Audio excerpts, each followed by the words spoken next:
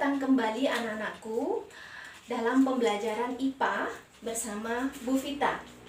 Nah, anak-anakku sekalian yang berbahagia siswa kelas 9, pada pertemuan kali ini kita akan belajar tentang sistem reproduksi manusia. Namun, sebelum kita belajar tentang sistem reproduksi manusia, Ibu akan mengajak kalian untuk mengingat kembali materi kelas 7 yang berhubungan dengan materi sistem reproduksi manusia yang ada pada kelas 9 ini. Nah, pada kelas 7 kita pernah belajar tentang sistem organ. Tentu kalian ingat, apa itu sistem organ? Sistem organ adalah kumpulan dari beberapa organ yang saling bekerja sama untuk melakukan satu fungsi yang lebih kompleks. Nah, dalam bekerja sama, organ yang satu dengan organ yang lain itu tidak bekerja sendiri-sendiri, anak-anakku. Mereka saling berhubungan. Sehingga jika ada salah satu organ yang tidak melaksanakan fungsinya, maka itu akan berpengaruh terhadap organ yang lain, sehingga fungsi kompleks yang ingin dicapai berdasarkan kerjasama ini tadi tidak dapat tercapai dengan baik. Nah, itu tadi adalah materi tentang sistem organ pada kelas 7. Pada pertemuan kali ini kita akan membahas tentang sistem reproduksi manusia. Kira-kira menurut kalian, fungsinya apa sih sistem reproduksi itu ada pada tubuh manusia? Sistem reproduksi itu berfungsi untuk menghasilkan keturunan, agar keturunan dari manusia ini tidak punah. Jika kalian mau berpikir, ini merupakan tanda-tanda keagungan dari Allah Subhanahu wa Ta'ala. Dengan adanya sistem reproduksi pada manusia, maka manusia tidak dapat punah. Pada pembahasan sistem reproduksi manusia, agar lebih mudah diingat, kita bagi menjadi dua pembahasan ya anak-anakku. Sistem reproduksi manusia itu terbagi menjadi dua pembahasan. Yang pertama, kita akan membahas tentang sistem reproduksi laki-laki. Kemudian yang kedua, kita akan membahas tentang sistem reproduksi perempuan. Pada sistem reproduksi laki-laki, tentu kalian harus tahu organ-organ apa sajakah atau alat reproduksi apa sajakah yang bekerja dalam sistem reproduksi laki-laki. Mengapa kita harus tahu apa saja organ-organnya? Agar ketika kita sudah tahu setelah pembelajaran ini, kalian dapat menjaga kesehatan dari organ reproduksi kalian.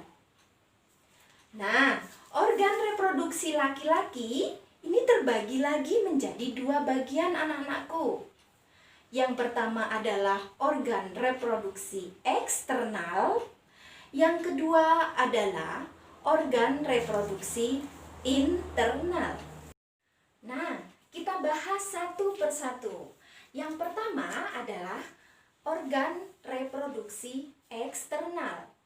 Dari namanya saja, kita sudah dapat memahami bahwa organ reproduksi tersebut berada di luar tubuh manusia, tidak ada di dalam tubuh, namun nampak di luar. Pada organ reproduksi eksternal, berikut ini gambarnya. Organ reproduksi eksternal terdapat dua bagian. Yang pertama disebut dengan penis, yang kedua disebut dengan skrotum.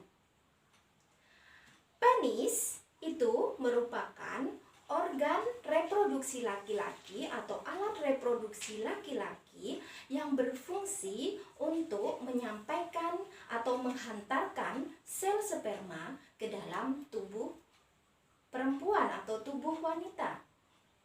Selain itu, Penis juga berfungsi untuk melindungi saluran uretra yang ada di dalamnya. Yang kedua adalah skrotum. Skrotum ini merupakan berupa lipatan-lipatan tubuh yang berfungsi untuk menjaga suhu testis agar tetap 2 derajat Celcius lebih rendah daripada suhu tubuh. Hal ini dapat kita lihat jika dalam suhu yang dingin, maka skrotum ini akan mengkerut. Kemudian jika ada pada suhu yang panas, ketika suasana panas atau suhu panas, maka skrotum ini akan melonggar. Itu cara dia untuk mempertahankan suhu agar sel sperma yang ada di dalamnya tidak mati. Nah, kita lanjut pada organ reproduksi internal. Berikut gambarnya. Organ reproduksi internal itu terbagi menjadi 3 bagian anak-anakku. Yang pertama adalah testis, kemudian yang kedua adalah saluran-saluran, yang ketiga adalah kelenjar aksesoris. Kita mulai dari yang pertama, yaitu testis.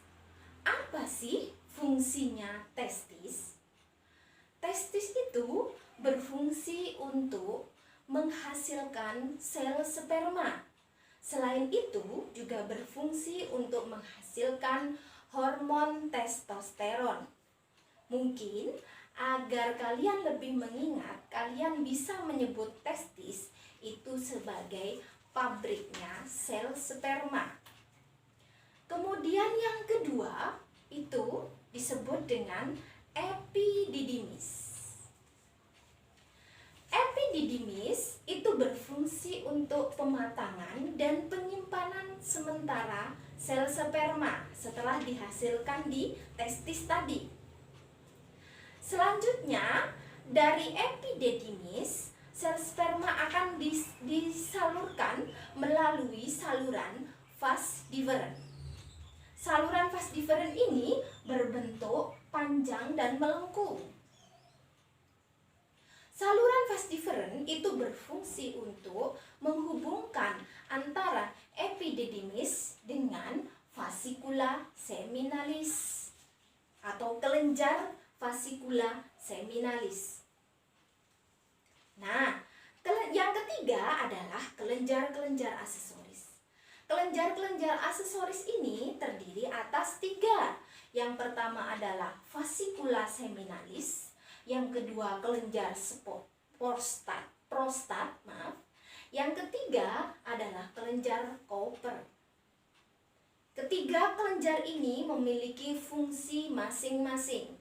Pada dasarnya menghasilkan cairan semen.